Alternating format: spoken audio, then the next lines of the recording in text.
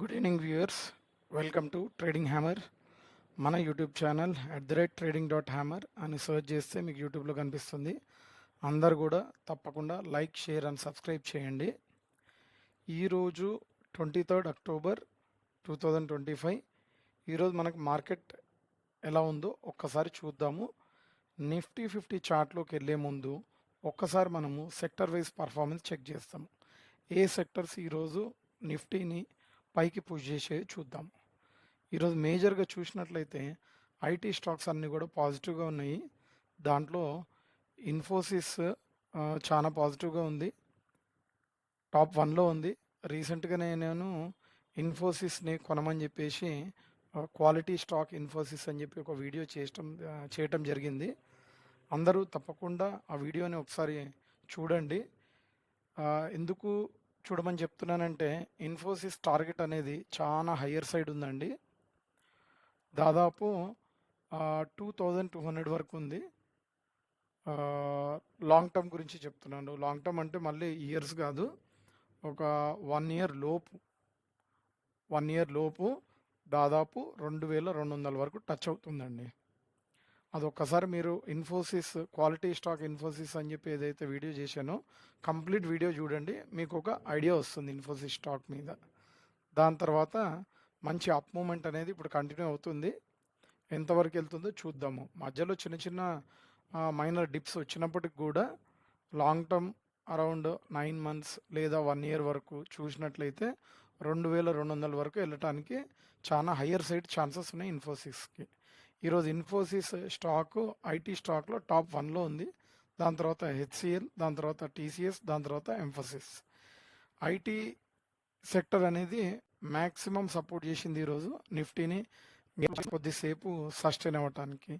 మిగతా సెక్టర్స్ గ్రీన్లో చూపించినప్పటికి కూడా 7-8 సెక్టర్స్ హ్యూజ్ పాజిటివ్గా ఏం లేవండి, మైనర్ పాజిటివ్గా ఉన్నాయి క్లోజింగ్ టైంకి. అండ్ కొన్ని సెక్టర్స్ రెడ్లో క్లోజ్ అయినాయి. ఓవరాల్గా గ్లోబల్ మార్కెట్ కూడా ఎలా ఉందో ఒకసారి చూద్దాం. ఇప్పుడు ప్రజెంట్ 441 అవుతుంది.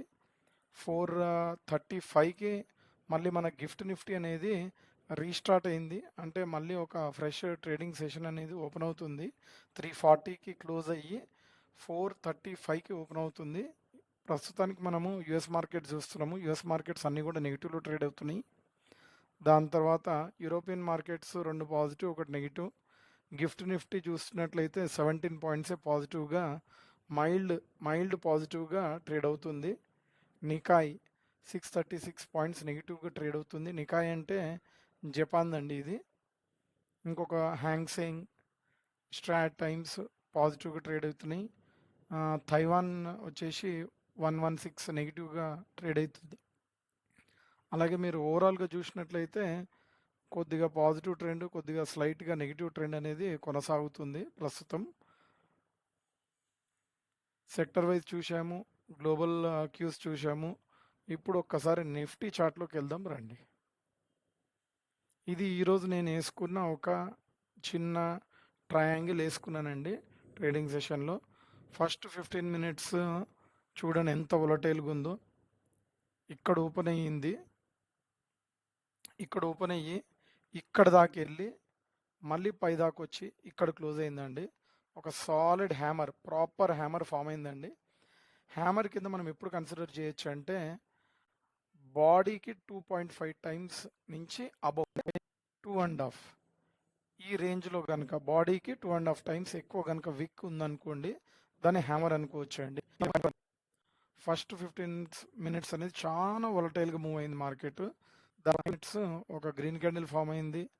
దాని తర్వాత మళ్ళీ రెడ్ క్యాండిల్ ఫామ్ అయింది. దాని తర్వాత మళ్ళీ గ్రీన్ క్యాండిల్ ఫామ్ అయ్యి అక్కడి వరకు వెళ్ళగలిగింది. సాలిడ్ బుల్ క్యాండిల్ ఫామ్ అయినప్పటికి కూడా ఈ లెవెల్ అనేది బ్రేక్ చేయలేదండి.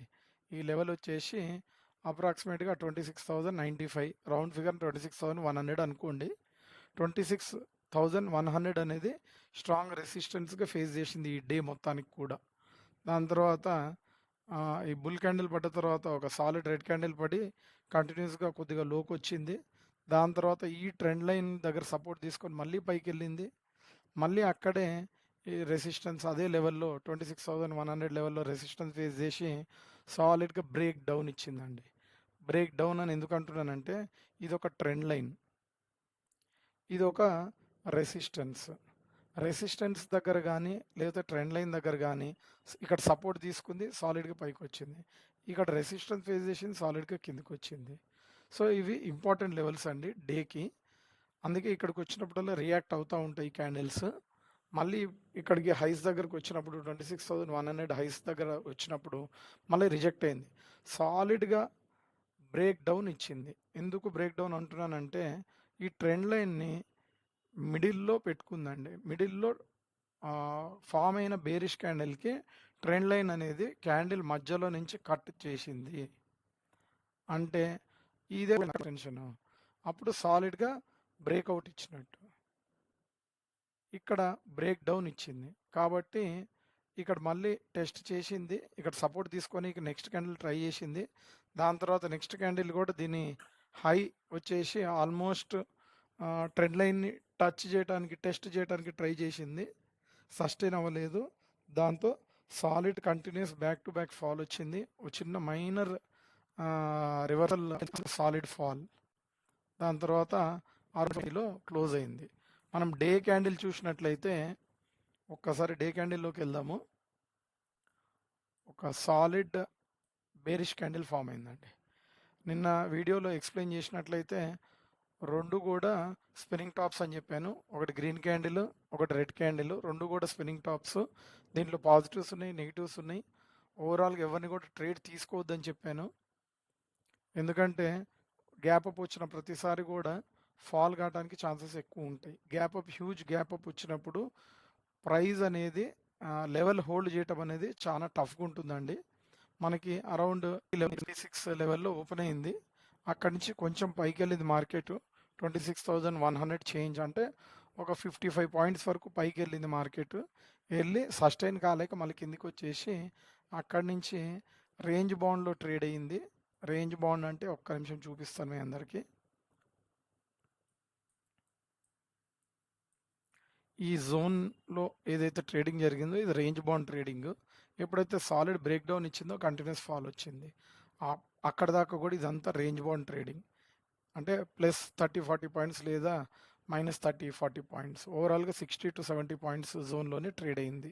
సో ఈ ట్రేడ్ని రేంజ్ బౌండ్ ట్రేడింగ్ అని అంటారు. ఎప్పుడైతే సాలిడ్ బ్రేక్ డౌన్ వచ్చిందో మార్కెట్ అనేది కిందికి వచ్చింది. పెడుతున్నాను చూడండి, ఒక బేరిష్ క్యాండిల్ ఫామ్ అయింది. పైన కింద విక్స్ ఉన్నాయి, కానీ లెంత్ ఆఫ్ ది బాడీ అనేది చాలా పెద్దగా ఉంది అండ్ రెడ్ కలర్లో ఉంది. సో ఇది ఒక బేరిష్ క్యాండిల్. సో ఇది ఒక కన్ఫర్మ్ సైన్ అని అనుకోవచ్చు. ఈరోజు ఫామ్ అయిన క్యాండిల్ మాత్రం మంచి సాలిడ్ నెగిటివ్ అని చెప్పుకోవచ్చు. ఎందుకు అంటే ప్రీవియస్ క్యాండిల్ క్లోజ్ రెడ్లో అయింది, దాని కంటిన్యూషన్ క్యాండిల్ కూడా ఇప్పుడు రెడ్లో క్లోజ్ అయింది. కాకపోతే హ్యూజ్ గ్యాప్ అప్ వచ్చి ప్రైస్ కిందికి వచ్చి సస్టైన్ హయ్యర్ లెవెల్స్లో కాలేక కిందికి వచ్చేసిందండి. అరౌండ్ 25,891 దగ్గర క్లోజింగ్ అయింది. ప్రీవియస్ క్యాండిల్తో కంపేర్ చేసినట్లయితే క్లోజింగ్ అనేది ఫ్యూ పాయింట్స్ పైనే జరిగింది. ప్రీవియస్ 2 ట్రేడింగ్ సెషన్స్ లేదా ప్రీవియస్ 1, 2, 3 ట్రేడింగ్ సెషన్స్తో పోల్చుకుంటే ఈరోజు ఫామ్ అయిన రెడ్ క్యాండిల్ హయ్యర్ లెవెల్స్లోనే క్లోజ్ అయింది. హయ్యర్ లెవెల్స్ అంటే ప్రీవియస్ క్లోజింగ్ కంటే పైన క్లోజ్ అయింది, దానికంటే ముందుగా క్లోజ్ అయిన క్యాండిల్ కంటే కూడా పైన క్లోజ్ అయింది అని అర్థం ఉంది. కాకపోతే దీంట్లో అంత పాజిటివ్గా చూడాలా అంటే స్టిల్ ఒక చిన్న పాజిటివ్నెస్ అయితే ఉంది. ఎందుకంటే ఈ లెవెల్స్కి ఎప్పుడైతే వస్తుందో ఈ లెవెల్స్కి 25,840 ఆ లెవెల్స్కి వచ్చినప్పుడు మళ్ళీ ఒక సపోర్ట్ తీసుకొని రేంజ్ మళ్ళీ పాజిటివ్ మూమెంటం అందుకోవడానికి కూడా అవకాశాలు ఉన్నాయండి. బుల్ క్యాండిల్కి ఈ స్పిన్నింగ్ టాప్ గ్రీన్ క్యాండిల్కి మధ్యలో ఏం గ్యాప్ లేదండి, గ్యాప్ లేదు. ఆల్రెడీ గ్యాప్ అనేది విక్స్తో ఫిల్ అయిపోయినాయి. సో ఈ లెవెల్కి వచ్చినప్పుడు అరౌండ్ 25,825 అప్పుడు సపోర్ట్ తీసుకోవడానికి కూడా చాలా ఛాన్సెస్ ఉన్నాయి. లేదు నిన్న వీడియోలో చెప్పుకున్నట్టు ఈ లో కనుక బ్రేక్ చేసింది అనుకోండి అరౌండ్ 25,780 R790 జోన్ కనుక బ్రేక్ చేస్తే ఫర్దర్ కూడా కిందికి వచ్చి ఇక్కడ దాకా రానికి ఛాన్సెస్ ఉన్నాయి. అంటే ఈ రెడ్ క్యాండిల్ కంటిన్యూ అవ్వడానికి కూడా ఛాన్సెస్ చాలా ఎక్కువ ఉన్నాయి. పైన ఇక్కడ సపోర్ట్ తీసుకుంటేనేమో ఒక రకంగా ట్రేడ్ చేయాలి. ఇక్కడ సపోర్ట్ తీసుకోకుండా లెవెల్ కనుక బ్రేక్ చేస్తే కనుక కంటిన్యూస్గా బ్యాక్ టు బ్యాక్ అప్పుడు ఇంకా కిందికి స్లైడ్ అవ్వటానికి కూడా చాలా హయ్యర్ సైడ్ అవకాశాలు ఉన్నాయి. ఓవరాల్గా పాజిటివ్గా ట్రేడ్ అయినా నెగిటివ్గా ట్రేడ్ అయినా ఏ లెవెల్లో ఓపెన్ అయినా కూడా ఎవరిని కూడా ట్రేడ్ తీసుకోవద్దని చెప్పానండి. నిన్న ట్రేడింగ్ సెషన్ ఒక్కసారి మీరు చూడండి, అందరు కూడా ట్రేడ్ తీసుకోవద్దని చెప్పాను. అండ్ మీరు చూసినట్లయితే 15 మినిట్స్లో ఈరోజు ఈ జోన్లో ఈ కంప్లీట్ రేంజ్ బౌండ్ జోన్లో ఎవరైతే ట్రేడింగ్ చేశారో ఎవరికి కూడా పెద్దగా ప్రాఫిట్స్ వచ్చి ఉండవండి. 100% ఎవ్వరు కూడా మంచి ప్రాఫిట్స్ చేసి అయితే ఉండరు. ఇక్కడ మీకు ఓన్లీ క్యాండిల్ ఫార్మేషన్ ఒకటి, ఈ క్యాండిల్ ఒకటి గ్రీన్గా మంచిగా కనిపిస్తుంది, కానీ దీంట్లో కూడా హ్యూజ్ ప్రైస్ యాక్షన్ జరుగుండదు. ఎందుకంటే ఒక రెడ్ ఒక గ్రీను, ఒక రెడ్ ఒక గ్రీను, మళ్ళీ రెడ్, అట్లా ఆల్టర్నేట్ క్యాండిల్ ఫామ్ అయినప్పుడు ప్రైస్ యాక్షన్లో ఎక్కువ మూమెంట్ ఉండదండి. ఓన్లీ క్యాండిల్ మీకు గ్రీన్గా మంచిగా కనిపిస్తుంది. ఓవరాల్గా డే స్టార్ట్ అయిన 9:50 నుంచి ఆల్మోస్ట్ 12:45 క్యాండిల్ వరకు కూడా ఎవ్వరు ఏమి కూడా డబ్బులు మాత్రం ప్రాఫిట్ మాత్రం తీసుకొని ఉండరు. ఎప్పుడైతే ఇది సాలిడ్ బ్రేక్ డౌన్ వచ్చిందో ఇక్కడ రిజెక్ట్ అయిందో ఇది మళ్ళీ థర్డ్ క్యాండిల్ టెస్ట్ చేసింది పైకి వెళ్ళటానికి. ఇక్కడ ఇది కన్ఫర్మేషన్ క్యాండిల్ అండి. ఇది ఎంట్రీ పాయింట్, ఇది ఎంట్రీ పాయింట్ 24, ఇది ఎంట్రీ పాయింట్ కింద పెట్టుకొని ఈ లెవెల్ అనేది అరౌండ్ 26,055 అనేది స్టాప్ లాస్ కింద పెట్టుకొని పుట్ ఎవరైతే ట్రేడ్ చేసి ఉంటారో ఈ జోన్ ఇక్కడ నుంచి ఇక్కడ వరకు ఎవరైతే ట్రేడ్ చేసి ఉంటారో వాళ్ళకి పీలో కొద్దిగా డబ్బులు వచ్చి ఉంటాయండి, అంతే. ఈ జోన్ 1, 1, 2, 3, 4 ఈ 4 క్యాండిల్స్లోనే ఎవరైనా కొద్దిగా డబ్బులు సంపాదించి ఉంటారు. కొద్దిగా ప్రైజ్ యాక్షన్ జరిగింది దీంట్లో. బట్ ఈ రేంజ్ బౌండ్ జోన్లో మాత్రం ఒకవేళ స్మార్ట్ పీపుల్ ఎవరైతే వెల్ ఎక్స్పీరియన్స్డ్ ఉన్నారో 5 years అండ్ అబవ్ లేదా అరౌండ్ 10 years ఎక్స్పీరియన్స్ ఆప్షన్స్లో ఉన్నవాళ్ళు స్కాల్పింగ్ చేసి ఉంటారండి. చాలా చిన్న ప్రైజ్ యాక్షన్ ఒక 15 to 20 రూపీస్ స్కాల్పింగ్ చేసి ఉంటారు. అంతకు మించి హ్యూజ్ ప్రాఫిట్స్ అయితే గ్యారంటీగా వచ్చి ఉండే ఎవరికి కూడా. సో రేపటికి ఎలా ఉంటుంది, రేపటికి కూడా నెగిటివ్గా ఉండటానికి ఛాన్సెస్ ఉన్నాయి. అట్ ద సేమ్ టైం ఇంకా పాజిటివ్గా ఉండటానికి కూడా ఛాన్సెస్ ఉన్నాయి. ఎందుకు అంటే ఈరోజు క్లోజ్ అయిన క్యాండిల్ ప్రీవియస్ క్యాండిల్ క్లోజింగ్ కంటే కొద్దిగా పైన క్లోజ్ అయింది. బట్ స్టిల్ నెగిటివిటీకే ఇండికేషన్ ఎక్కువ చూపిస్తుందండి. ఎందుకంటే ఒక సాలిడ్ అప్ ట్రెండ్ తర్వాత 2 స్పిన్నింగ్ టాప్స్ పడితే జనరల్గా నెగిటివ్గా స్లైడ్ అవ్వాలి కిందకి మార్కెట్. బట్ మళ్ళీ గ్యాప్ అప్ వచ్చింది due to global market huge gap up ఉండింది నిన్న. బట్ మనం వీడియోలో ఏదైతే మాట్లాడుకున్నామో అంత హ్యూజ్ గ్యాప్ అప్లో అయితే మార్కెట్ ఓపెన్ అవ్వలేదు. అరౌండ్ 26,200 అనుకున్నాము. బట్ ఈరోజు మార్కెట్ హైయే అరౌండ్ 26,100 చేంజే టచ్ అయింది. 26,104 అలా టచ్ అయింది. 26,200 కనుక టచ్ చేసి ఉంటే డెఫినెట్గా 26,265 ఆల్ టైమ్ హై కూడా టెస్ట్ చేయడానికి ఛాన్సెస్ ఉండేవి మనకి. కానీ అన్ఫార్చునేట్లీ అంత హ్యూజ్ గ్యాప్ అప్ రాలేదు. ఇప్పుడు కూడా ప్రజెంట్ మార్కెట్ అనేది పాజిటివ్గానే ఒక 10 పాయింట్స్ పాజిటివ్గా ట్రేడ్ అవుతుంది. ఇదేం పెద్ద హ్యూజ్ పాజిటివ్ కాదండి. నిన్న చూసుకున్నట్లయితే మార్కెట్ 337 పాయింట్స్ ఏమో పాజిటివ్గా ట్రేడ్ అవుతూ ఉంది. సో ఓవరాల్గా 10 పాయింట్స్ అంటే హ్యూజ్ పాజిటివ్ అయితే కాదు. నెగిటివ్ కూడా ఓపెన్ అయ్యే ఛాన్సెస్ ఉన్నాయి రేపు.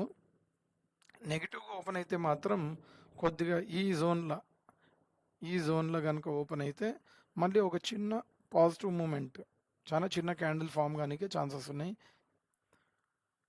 ఒక రేంజ్ బౌండ్ ట్రేడింగ్ కూడా జరగడానికి ఇంకొక రోజు కూడా ఛాన్సెస్ చాలా ఎక్కువ ఉన్నాయి ఈ జోన్లో వచ్చినప్పుడు. ఈ స్పిన్నింగ్ టాప్స్ ఫామ్ అయిన హై లో జోన్ ఏదైతే ఉందో ఈ మధ్యలో కనుక మార్కెట్ ఓపెన్ అయితే మళ్ళీ ఒక చిన్న క్యాండిల్ కానీ లేకపోతే ఒక స్పిన్నింగ్ టాప్ కానీ, అంటే స్పిన్నింగ్ టాప్ ఎప్పుడు ఫామ్ అవుతుంది అంటే రేంజ్ బౌండ్ ట్రేడింగ్ జరిగినప్పుడే ఈ స్పిన్నింగ్ టాప్స్ ఫామ్ అవుతాయండి. అట్లా స్పిన్నింగ్ టాప్ ఫామ్ కాకుండా ఒకవేళ spinning top green spinning top లో బ్రేక్ అయితే మాత్రం మార్కెట్ ఇంకా కిందికి స్లైడ్ అయ్యి అరౌండ్ 25,670 వరకు వచ్చి అక్కడ ఒక కన్సాలిడేషన్ జోన్ ఫామ్ చేయడానికి సపోర్ట్ తీసుకొని ఈ జోన్లో కన్సాలిడేషన్ జోన్ ఫామ్ చేయడానికి ఛాన్సెస్ ఎక్కువ ఉన్నాయి.